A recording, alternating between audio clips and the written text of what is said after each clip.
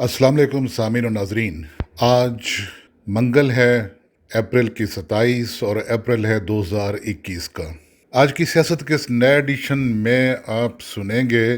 चार अहम मौज़ूआत,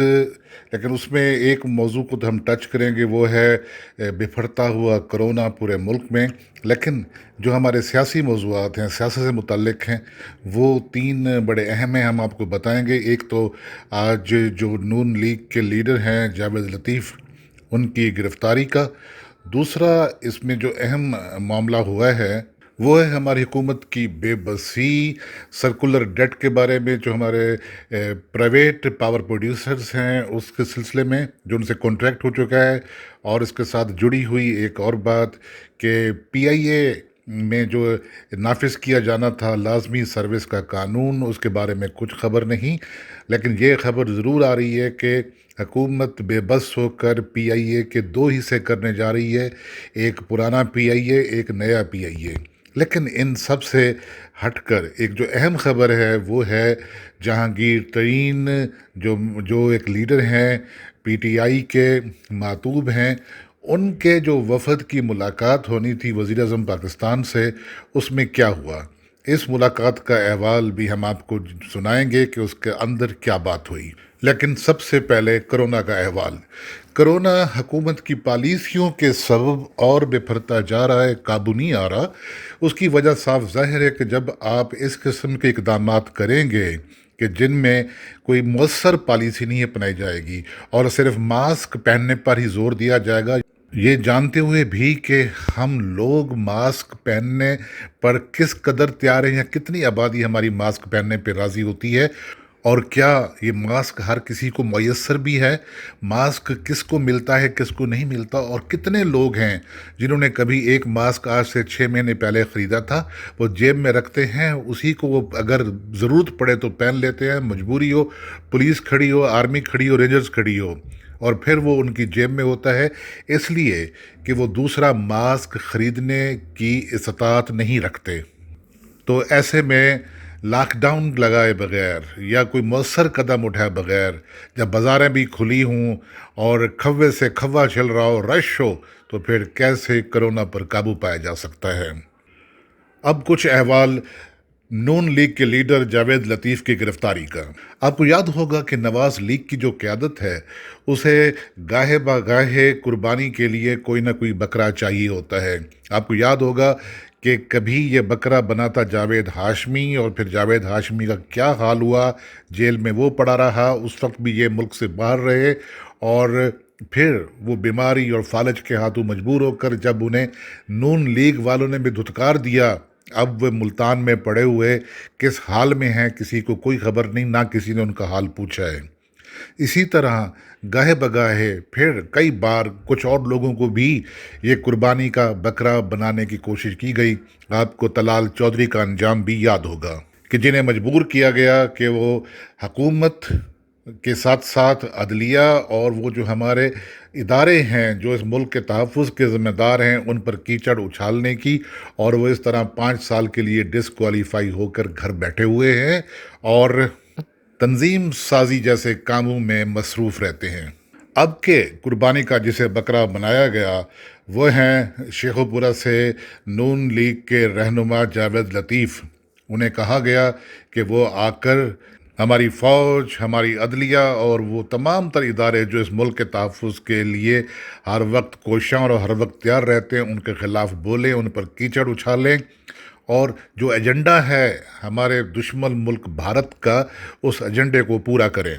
सो वो भी निहाल हाशमी जैसे लोगों की राह पे चल निकले, और उन्होंने जो कुछ कहा वो यहाँ दोहराए जाने के काबिल नहीं है। आज उनकी ज़मानत सेशन कोर्ट लाहौर से कैंसिल हुई और उन्हें भागते हुए सगियां वाले पुल पर गिरफ़्तार कर लिया गया।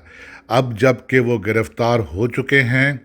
देखिएगा कि क्या कुछ बाहर आता है। इसके अलावा जिस कदर नवाज़ लीग की हुकूमत के दौरान उन पर जो जो इल्ज़ाम लगते रहे थे और जिनके सबूत थे या नहीं थे, वो तमाम इल्ज़ामात अब एक मुकदमा बनकर पूरे सबूत के साथ बाहर आएंगे। अब कुछ ज़िक्र हो जाए इंडिपेंडेंट पावर प्रोड्यूसर्स का। ये जो बिजली के प्लांट लगाए गए थे हमारे प्राइवेट सेक्टर में, और फिर उन पे ये भी था कि वो जितनी बिजली पैदा करेंगे, जो उनकी कैपेसिटी है, चाहे हुकूमत उन्हें खर्च करे ना करे, उस बिजली को इस्तेमाल करे ना करे, लेकिन उस पर जो उनकी मुकम्मल अदायगी की जाएगी। ये अजीब सा एक मुआहदा किया गया था, इसलिए कि जो इंडिपेंडेंट पावर प्रोड्यूसर या आईपीपीज़ थे, इनमें नून लीग के अपने लोग भी शामिल थे, और ये मफादात तमाम के तमाम आखिरकार नवाज शरीफ फैमिली तक पहुंचने थे, जो अपने आप को हुक्मरान ख़ानदान कहा करते थे। अब ये जो सर्कुलर डेट है, जिसे गर्दशी कर्जा कहते हैं, ये उस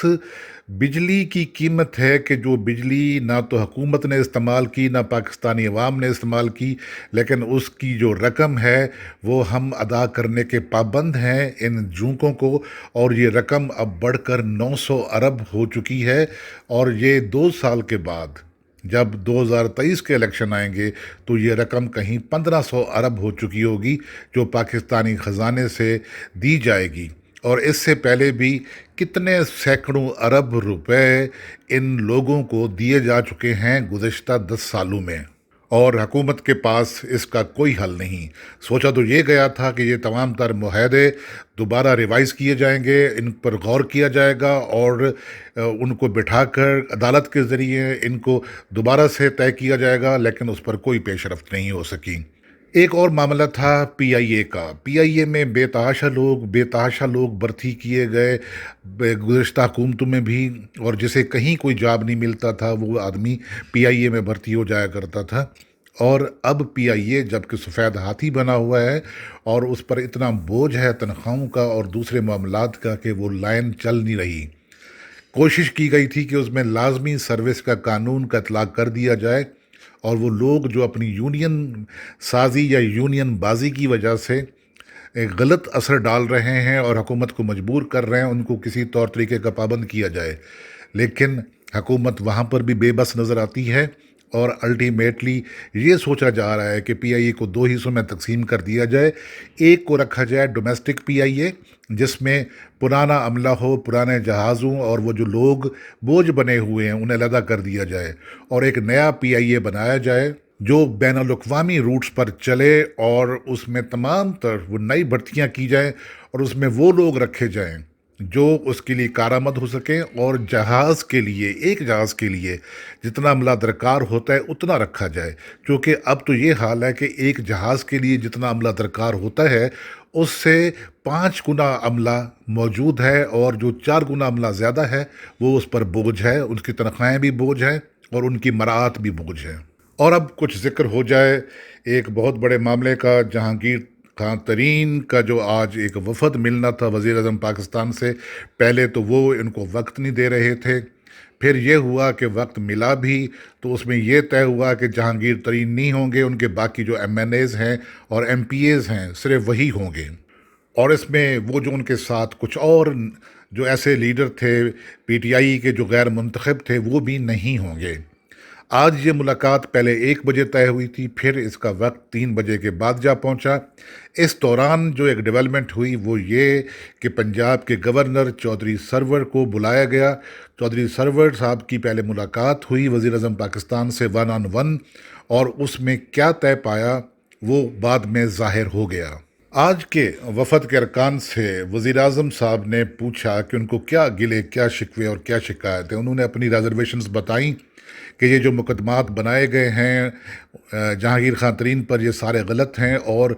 ऑफ़िस में, प्राइम मिनिस्टर ऑफ़िस में बैठे हुए कुछ लोग इन्फ्लुएंस कर रहे हैं एफआईए को, और ये जो मुकदमात हैं ये झूठे बनाए जा रहे हैं, इनका तदारक होना चाहिए, इनको ख़त्म होना चाहिए।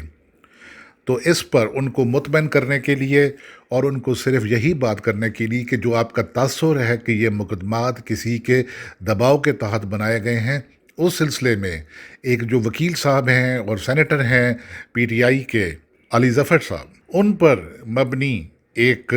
1 मेंबर कमेटी बनाई गई है। ये अली ज़फ़र साहब इस बात की रिपोर्ट करेंगे कि ये जो मुकदमात दायर किए गए हैं जहांगीर खान तरीन के ख़िलाफ़, क्या ये मुकदमात